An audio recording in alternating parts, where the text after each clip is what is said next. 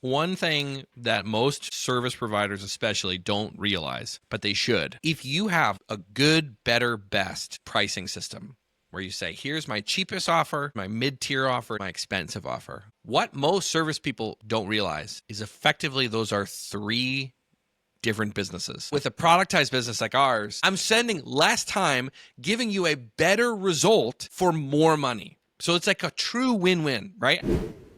That was Anthony Pierri, co-founder of Fletch PMM. You've seen his post blow up on LinkedIn, but what you might not know is that his time inside traditional marketing agencies has led him to form some pretty outlandish opinions and convinced him that the whole system is broken. You're basically at opposite incentives of the client. Client is like, I'm paying per hour. I want them to move as fast as possible. The agency is like, I want to get as much money out of you as possible.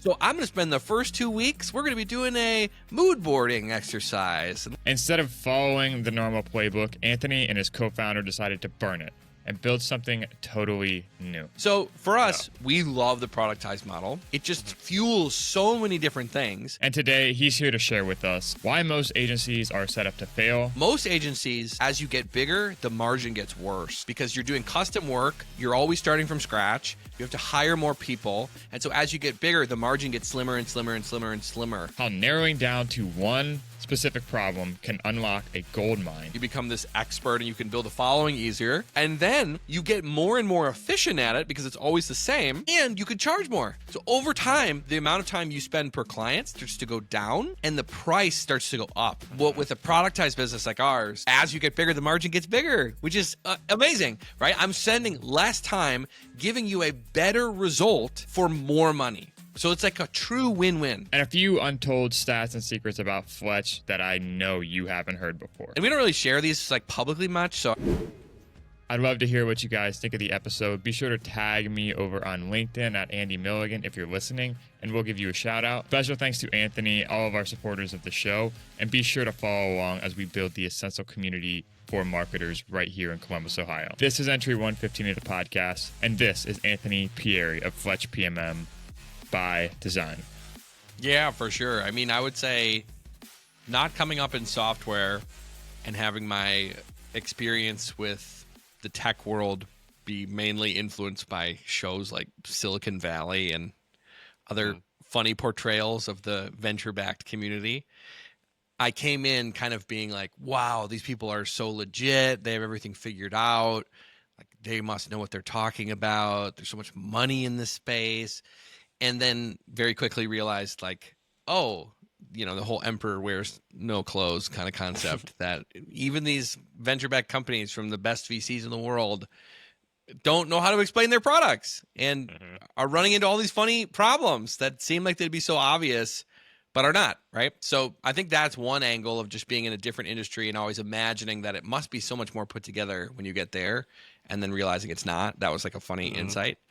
But I also came from doing marketing where there was no budget and everything was basically, how do we spend like $0 and get the word out? So whether it was for the companies that I was working for, I worked for a lot of churches, which had like virtually no budget. And then I also always had like a band that I was in that I was trying to promote, and we had no money. And so trying to think about getting distribution without having any money, I would always lean towards the organic algorithms of the platforms of whatever was the big one at the time, whether it was Facebook in the early days, then it was YouTube for a while, then it was Instagram, more recently things like TikTok. And so trying to get mini viral or build an audience was always a part of the strategy. And then getting into B2B and that not being the norm for most people. Most people were like, I have an infinite budget and I just run paid ads or I do outbound emails or whatever the strategy was. And so coming in from that angle, I think gave me an insight of like what you need to do to make something work organically is actually also the same thing you need to do to make something work through these paid channels. Like if it's not going to work from an organic standpoint, putting a bunch of money behind it probably won't really work very well either. And so you see this in a lot of the marketing orgs that they're under a lot of scrutiny because the marketing efforts are not really doing very much. And it's like, that's Mm. probably because it's something more foundational is wrong. Like, if you couldn't Yeah. get this thing to go semi-viral on its own or spread via word of mouth on its own, that probably means it's not being packaged or positioned the right way. Mhm. So insights that kind of came from these very different parts of the world, I think impacted a lot then coming into tech. And then I met my co-founder working at basically a software and design agency. It was my first tech related job, and it Mhm. was a company based in Wisconsin, and they would work with all sorts of different software companies of different sizes. And so seeing on the inside of there, when we were doing basically custom services, so it was a different type of project for every single Mhm. client. And so that flexibility, which could be seen as such a powerful thing to be like, Mhm. we can provide all these different solutions, became fundamentally almost impossible to market because Right. marketing is one to many. And if every solution is custom for a custom problem, you can't do one to many. It has to be Mhm. one to one. Hey, real quick, I just want to read something that Andrew Holst, the VP of Growth over at Huckle, submitted to us. This has absolutely been a home run. We have a much clearer message, a cleaner website, and a high-tech feel that reinforces confidence in our platform. Andy was well organized, no surprises, and a pleasure to work with MMG. If you guys don't know me, I am Andy Milligan. I'm the founder here of MMG Design in Columbus, Ohio. We are currently doing homepage breakdowns for a limited time, just a 3 to 4 minute tele video going over your messaging, your homepage, and give you 1 to 2 design tweaks add to improve that homepage of yours. We definitely won't be doing this long. It is quite time intensive on our team, but I encourage you to take me up on this. Start a conversation. There's a huge value in removing yourself, the fish, from the water that is your product or your marketing messaging. So I invite you to take me up on this. Without further ado, back to Anthony, back to the podcast. And so seeing kind of behind the scenes and then extrapolating that principle to the software world, where software, unlike if you sell shoes or some sort of consumer products that's very simple and maybe one dimensional, one use case, when you have software which is similar to human led services where it can be stretched and bent in all these different ways, it becomes the same challenge. How do we market an incredibly flexible software in the same way? How do we market incredibly flexible human based business? And both of those come back to the concept of positioning, where it's like, Mm-hmm. what do we want to be known for? We Yeah. can't probably be known for 100 different ideas because Mm-hmm. people struggle to remember 2 ideas, let Yeah. alone even one. And so Mm-hmm. trying to be able to say, what is the thing that we're really going to focus on? That becomes the ultimate positioning challenge, especially in software. Yeah. And I think it's an ultimate challenge too when there's no physical product. Like there's nothing tangible to really identify it with. Like you've used analogy before of like shoes. Like it's super easy for Nike to have their positioning because it's a shoe. Like everybody already knows what that is. Versus like software, it's not tangible. You really have to be the one that fits it in the ideal use case for your target audience. What can you say about focus and clarity if you were to help someone kind of focus in on that and your approach to that as a whole? So I think one thing that most service providers especially don't realize, but they should, if you have, let's say, a good, better, best pricing system where you say, here's my cheapest offer, here's my mid-tier offer, and here's my expensive offer, and maybe you're trying to get people to pick the one in the middle. Mm-hmm. What most service people don't realize is effectively those are 3 different businesses and potential like 3 different products for sure, but potentially 3 different businesses. Mm-hmm. And if you could think about it, like imagine it was a consumer brand and they had the cheap service was selling a shoe, and maybe the mid-tier service was selling, I don't know, a winter jacket, and the Mm-hmm. expensive one was selling a car. You'd be like, Yeah. man, can you run all 3 of those businesses at the same time? Like, can you build the Yeah. factory and the infrastructure to make the car, and a different factory and all the infrastructure to make the jacket, and the factory and the infrastructure to make the shoe, and then also to be able to get the word out for all three of these things. Mhm. Most service providers, because it's a human, it obscures the reality that we're talking about different businesses. And so since the beginning, we have been extremely diligent in limiting ourselves to one service. Right now, we have different pricing tiers. We're trying this like value-based pricing concept, which I actually have made fun of a lot. So here I am kind of trying it. But we are doing it in a way that most people don't do, which is we're making it public. Like the shady thing is to say, I'm going to price the client, not the product. And I won't let anyone know that I'm doing this. So when I talk to one guy, I say it's going to be $100,000, and I talk to another guy and I say it's going to be $50,000 because he seems like he can't afford it. These small things, those are like all the objections that we have to overcome. And it's like, dude, humans can sniff bullshit out of anywhere, man. Especially when they're constrained with limited information. It's like you make these assumptions in terms of how people price, how they do.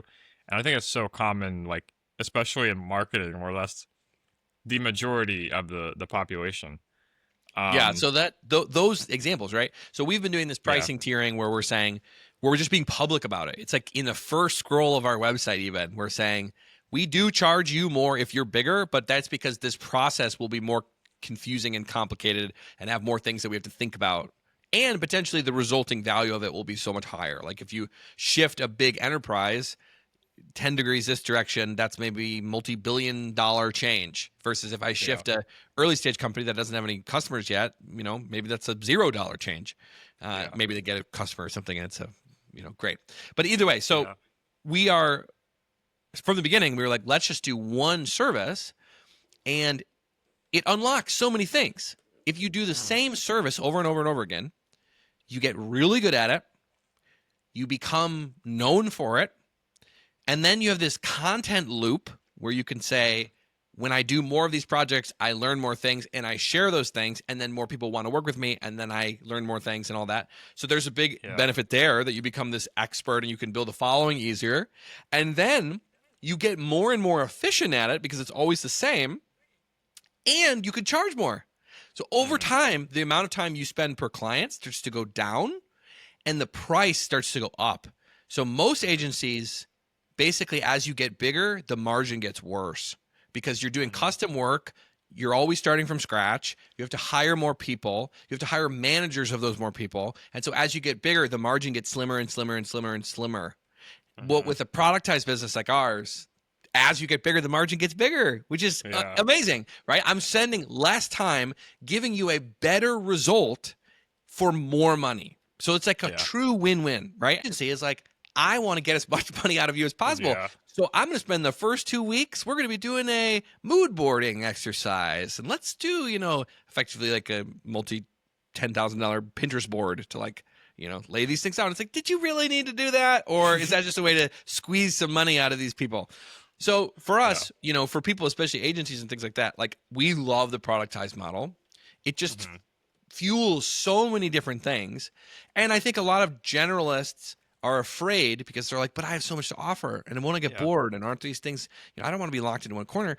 And I've said this in the past, but like every specialist is a generalist also. They've just decided to market their most valuable specialist part of them. So you'll never find a specialist who truly doesn't know anything else.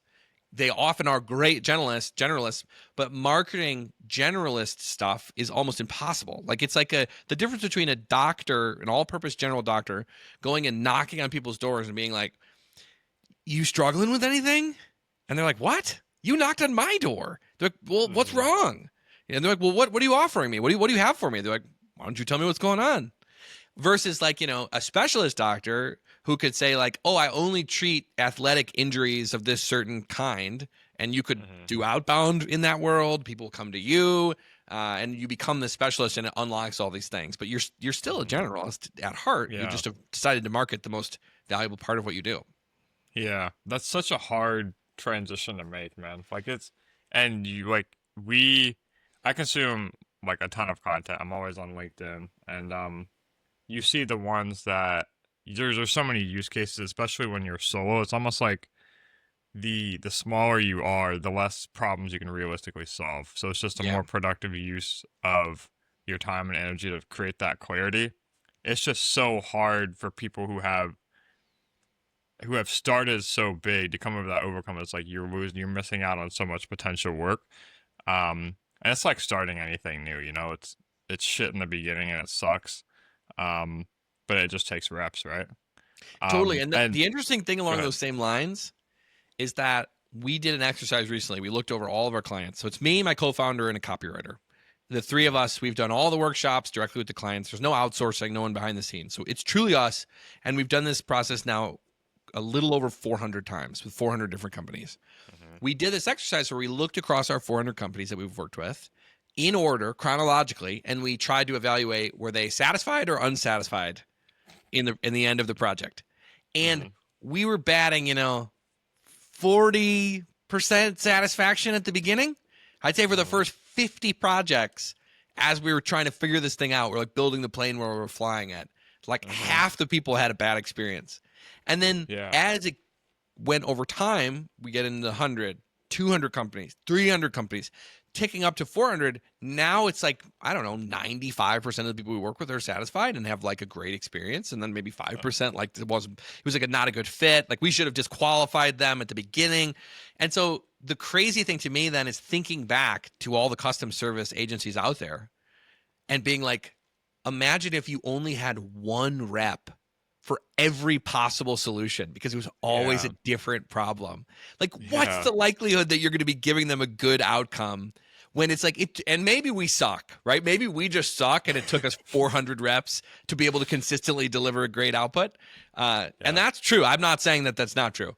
Maybe these other companies are just brilliant people who can take any new problem and solve it in an elegant way. But I just think to it, I'm like, man, going to a general purpose custom problem solving agency where it's always something new, like I just would be so scared on the other end of being like a customer, being like, how do I know that this is going to be good? You're solving a new problem you've never solved before that I'm bringing. And that's why you guys are perfect for. And I know, like, because I've heard you tell your story several times, and it always seems like, oh, it's so easy, it's so simple. Like, there were times when you guys were doing audits, like, you give all this stuff away.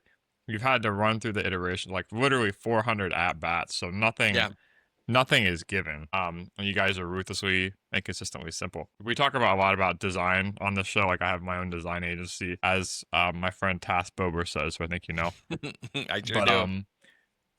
Or content is king, design is king. Or design is queen. I can't even say it right. Shit. But at what point do you think that becomes a bottleneck that maybe you would either bring up to a product marketer or a team? And what are your thoughts and philosophies sort of on design and the role that plays on homepages, websites as well? So I am a wannabe designer and have been for as long as I can remember. Your guys' shit looks great on well, thank you. The graphics are awesome. The Figma Thanks. I appreciate it. So in every job I've ever been in, I found a way to incorporate some element of design. So, at the very beginning, we were trying to figure out like how can we take this positioning strategy work and not just package it in a PowerPoint deck. And so we were like, how do we get it to where it can solve some real world challenges right away? And we landed kind of by happenstance on this homepage angle that we say the positioning strategy should be documented on the homepage in a customer-facing way. So then we realized we had entered into the homepage world. And so the original idea was we would take their design aesthetic and package the new copy in a wireframe that used their fonts and their logos and their colors and their layout, but used punched up language. So for a little while, we were actually trying to recreate their websites with our words in them. And then we realized, that's a lot of effort. They're not coming to us for design at that level. So this is probably misplaced as a way to sell this. So we scaled it back. And now we give them these wireframes, which look like a website, but they don't have fonts, colors, and logos. But what we've realized is there still has to be a level of aesthetic pleasantry, if you want to say it that way, even in the wireframe, because when the wireframe is so ugly, it's really hard for them to even understand. Like they will evaluate the words as if the words were bad because the Yeah. presentation is so poor. And so some people, and no dogging anyone who does this, but some people give copywriting in a Google Doc and it's just the words. And it's like so underwhelming. So, even the wireframes, and we don't really share these like publicly much. So I could send them to you. Maybe you could share with the audience or whatever makes sense. But we try to use that like Fletch aesthetic, which is on our LinkedIn posts and stuff, even in the wireframes. Like we have like these nice, like some of our signature design elements are like these really heavy drop shadows. I think there's like, it's like called like neo brutalism or something I learned later. But the wireframes like look cool. Like they don't look like the company's brand, but they don't look like a Google Doc. They look like some sort of interesting aesthetic. And so to me, it's this fine line. And then I'm always on the lookout for new types of sections. But actually, me and my co-founder, I shouldn't just say me. Me and my co-founder are always on the lookout for new types of sections that we can slide in as options. So like we call one of the sections on a website, we call it the differentiation section. And there's different ways to do this. You can imagine the us versus them table side by side. You can imagine a problem and solution like before and after, old way, new way, like that. And then there are ones that we've seen more recently, like some companies have found really clever ways of showing how they're different than multiple alternatives. So like we saw this one company that had an interesting thing where it was like, their product was in the middle, and then it had like one product category that they were better than in a different category here and down there. And it was like this, and it was sort of like a mix of problem and solution, differentiation. And it was like enterprise ERPs can't do this, off the shelf tools can't do this. And then it was like in the middle. So then anytime we see that, we're like, let's take a abstracted, fletchified version and add it to our suite of potential sections that we could use. And then they all just become like tools in a toolbox. And when we build these wireframes, it's not just like everyone gets the same wireframe. They actually become pretty bespoke. And we're working from like a library now of, I'd say, 50 different sections with multiple iterations of each individual type. So it still is very much designed in a sense. And design matters a lot. Like you said, if content is the king, design is the queen. I think you need both royalty, Yeah, well, to me, there's the substance, and then there's the value that, and even in what you guys do, there's something to be said about handing over like a deliverable, like packaging ideas to where you have like this tangible thing you're looking at. It's like, oh, that's what we get, It kind of like closes that feedback loop, justifies the investment. I want to talk about the homepage. Very new development. I feel like I'm catching this with you guys like right on the cutting edge of this. I just want to know, like, yeah, your homepage. Yeah, I'm putting you on the chopping block. What was the discussions internally sort of like? I know Riley's the one that designed it, knocked it out of the park. Just talk to me about that as a whole, what those discussions looked like. So I've had this idea for like, and I don't want to, and I had this idea, and then Riley kind of independently reached it from a different angle. And then me and Rob, my co-founder, have talked about it, and it all converged. So this is not like Anthony's so clever or something. This is truly a very collaborative effort. Right. But me and Rob have talked about for a long time that same idea of like, why can't software be as clear as a physical product? Because there are physical products that do lots of things, right? You could think of a Swiss Army knife. Like if you went on the Swiss Army knife page on Amazon, like the product detail page, they call it, you'd see all the different use cases. You'd see exactly how much it costs. You'd see what people think about it, how it works, pretty much in one scroll. And it would give you all the answers. And people think like, oh, if you tried to answer all those questions, it would be so overwhelming. But it's like, look at the last thing you bought on Amazon and count how many different points of information were on that Amazon page. Like there's literally hundreds or not thousands of points of information on any given Amazon product detail page. And I posted about that, and people were like, those suck. I hate them. And I'm like, okay, well, take a different one then, right? Go probably to your favorite. Probably designers are the ones that talk shit about Amazon. Yeah. No. But like take any product detail page of an e-commerce brand that you do like. In general, they will have way more information and answer all the questions that you would ever be curious about in essentially a scroll or two. And they can do it in very aesthetically pleasing ways. But when it comes to software, we're like, no, we can't do that. We have to hide it under layers and layers of opaqueness and vagueness and outcomes and things like that. So we were like, what if you could make a page on a homepage or whatever it is that was truly the same level as a product detail page, but for a software product? And, you could imagine like in the old days when you'd buy software and it was in a box, and it was like it came to your house in a box. Like, you could have a picture of the box, like you're purchasing something physical. So we were like, that's been in my mind for like 3 years. And me and Riley, every once in a while, we would talk about it. I'm like, remember that? Should we try that? And then Riley had put together this new, effectively a pricing section when we wanted to try these different pricing tiers. And then me and Rob, we were like, this is amazing. It's like it's every single answer to every question in a single little scroll. And it was like aesthetically pleasing. It was like nice and like didn't feel overwhelming. And so originally we were like, we saw Canva, and Canva it was so annoying. I saw it in the morning, and then in the afternoon they had already changed it. But in the morning, it was like one scroll. It was like design anything you want with Canva. And then the next scroll down was the pricing tiers on the homepage. And I was like, wow, look at that. Like literally, here's what it is. Yeah. Here's the pricing. No long drawn out build up to like, I need to make sure you understand that value before I tell you how much it costs. I'm going to treat you like a child and make you walk through my sales pitch before I tell you the cost. Like just stealing people to be like, oh, this is so stupid. But Canva just put it right there. And I was like, this is awesome. And then I checked later and they had added some big AI modal and they pulled the pricing out. And I was so annoyed. But either way, so we were like, what if we just put this thing in the hero, like right at the top? And then Rob, to my surprise, was like, let's do it. And then Riley was like, let's hop on a call. We all jumped into Zoom. It was super just from the hip. We're moving things around, making points. And Riley's the actual designer. So he's, the guardrails. Every time me and Rob would suggest something stupid, he'd be like, no, we cannot do that. We cannot have 4 primary buttons, right in the hero. Like that's not going to work. So, so we get it up and we almost went one step further, where I was like, what? And I couldn't convince Rob, but I was like, what if the whole homepage was just that modal? Oh, it was my God. truly a one scroll homepage.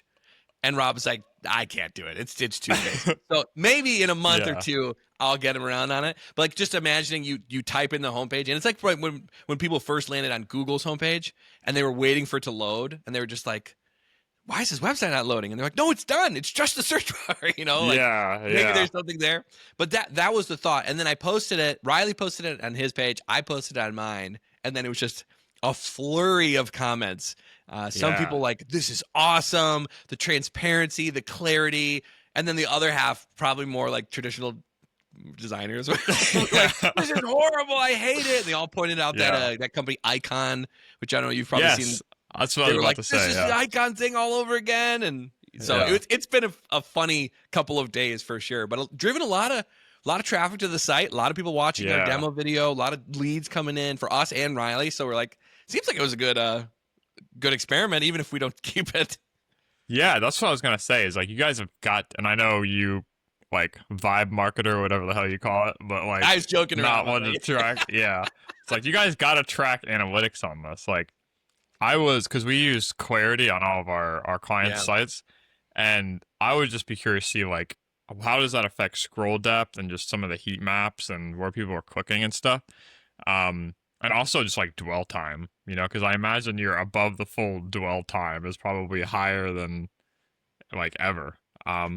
We should check that. I think, actually, Riley has that set up on our page. We just never look at it. And it's funny, too, because, like, Tass, who you mentioned before, she's always like, people don't buy higher ticket B2B items like they do, like a $5 thing that you saw in an Instagram ad. Like I've used this example before, but like, the pop socket on my phone, like my purchase experience for the pop socket was very different than, like a B2B software purchase for a big business.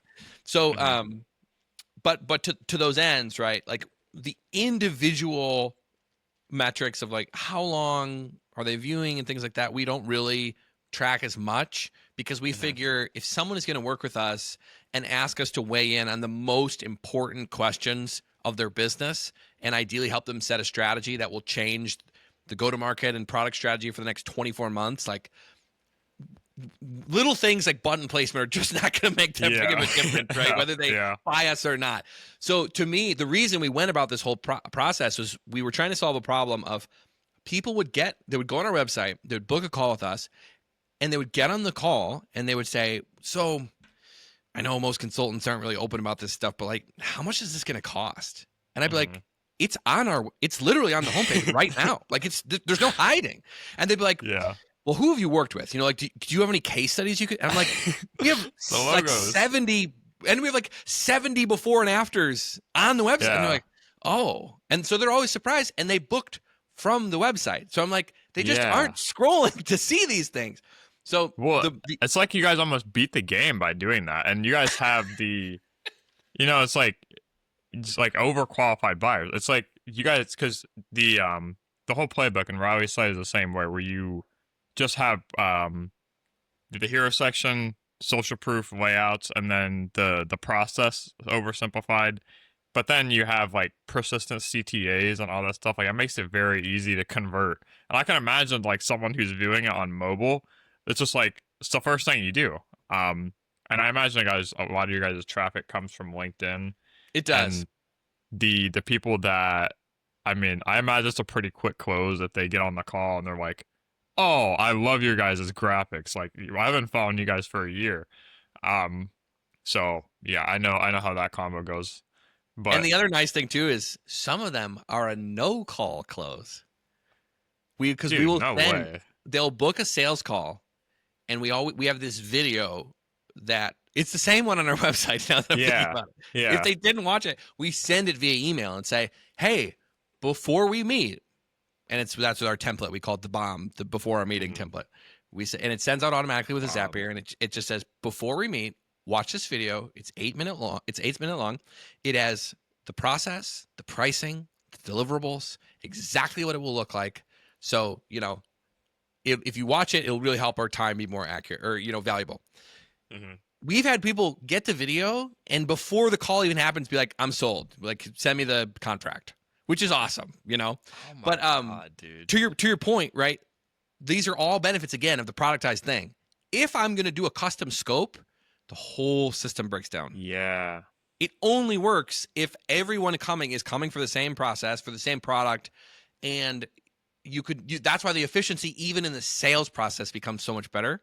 Yeah. And so, like with this whole website launch, change, the one metric we care about is not dwell time or any of that. The only metric we care about is, do people stop asking, so like, I know most people are cagey about this, but what do you charge? Because now you can't even open the homepage without the biggest text is the pricing, Man, I wish we all had that problem, dude. But I think like that classic analogy is people that are over obsessed with, it's like this with anything in life. It's like the guy who's asking about like what type of creatine to buy rather than just like going to the gym, it's like you always optimize for those small pebbles, and that distracts you from like this underwhelming problem. It's actually the biggest needle mover.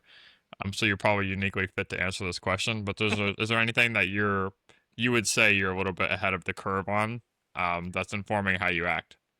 Oh man, that's a good question. I mean, I don't know if we're ahead of the curve. We are very like by the book's basic marketing strategy. Like, we've joked around that I made a meme one time, and it was like, the guy from like the McMahon guy from WWF, and like, the one where it's like each thing, and he's getting progressively more like, getting more excited. And it was like, basically it was like, Anthony and Rob share like literally marketing 101 ideas.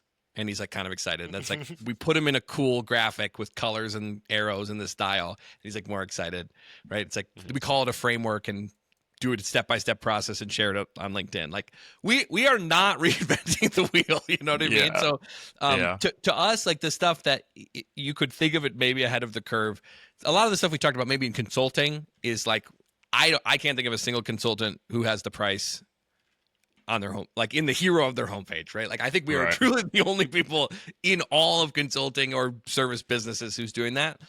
So maybe that's ahead of the curve, and I don't know if it's going to work or not. Maybe it feels like it's doing something, but in terms of like, in general, our marketing strategies, we're leaning on the basics, right? thought leadership, providing a ton of value, giving it away for free. And depending on where you come from, right? Like, especially in consulting and service businesses, people are like, I don't want to give away the secret sauce. But we think it's the opposite. It's like, share all the secret sauce, because that builds your credibility that you actually know what you're talking about. It lowers the risk perception of people wanting to work with you, because they're like, I know exactly what they're going to do. And like at one point we were like, hey, if you want to know what our positioning process looks like, we actually took a real client through every single workshop on LinkedIn Live. So we did like the first workshop was on LinkedIn Live. The second workshop was on LinkedIn Live. So you could literally tune in and watch us do the whole process. So it's like you could worry, oh no, someone is going to steal the method, and they're going to sell it and stuff. But again, that's where the distribution advantage you get from being so consistently helpful, providing value, sharing your frameworks for free. Like, you build the audience. And so even if someone took our framework and approach and like tried to sell it, like, it's like, okay, go for it. If you want to use it, sure. Like, are we going to lose really any clients? Probably not. Because the people that follow us, like you said, don't really book sales calls unless they've been following us for like a year. They're like, that's the best customers. And those are the bulk, are people who say, I've been reading your stuff for a year and I'm finally in this place where I need it. And you're the only person who came up. You guys are the only people on my short list, because I already have been convinced by everything you've been sharing. So I don't know if those are ahead of the curve or not, but they are things that are working. Yeah, no, dude, that's perfect, man. And that's, listen, man, I see nothing but up and to the right for you guys. I learn a lot from your content, but it has helped me a ton in my process as I, pay down my ignorance debt from being lovely and non-industry experts like we both are. Yeah. So like, I see nothing but up and to the right for you guys. Huge fans of you both. And I want to give you a chance to plug everything that you guys got going on. Where can people go to learn more about you, Rob, and keep up to date on all the personality and funny stuff you guys got going on? For sure. I think our LinkedIn profiles is probably the best place to start. Give us a follow or direct connect, I connect with pretty much everyone who reaches out, and that's a great way to stay in touch. And then, even just for ideas and things, like, check out our website in terms of like, if you're a consultant or a freelancer or whatever, we think you should steal the ideas, and I'm really curious to see, can we get even one person to try the same angle of like putting it all right there? So if you're brave enough to put it on your homepage, how we have it on our homepage, shoot me a message. We'll give you a nice shout out and be like, these people are crazy like us, they're trying it too. So maybe if one person in your audience does that, I'd be happy to give you a nice big shout out. Thank you guys so much for tuning in to Entry 115 of the podcast. If you guys enjoyed, be sure to leave us a review on Apple and Spotify.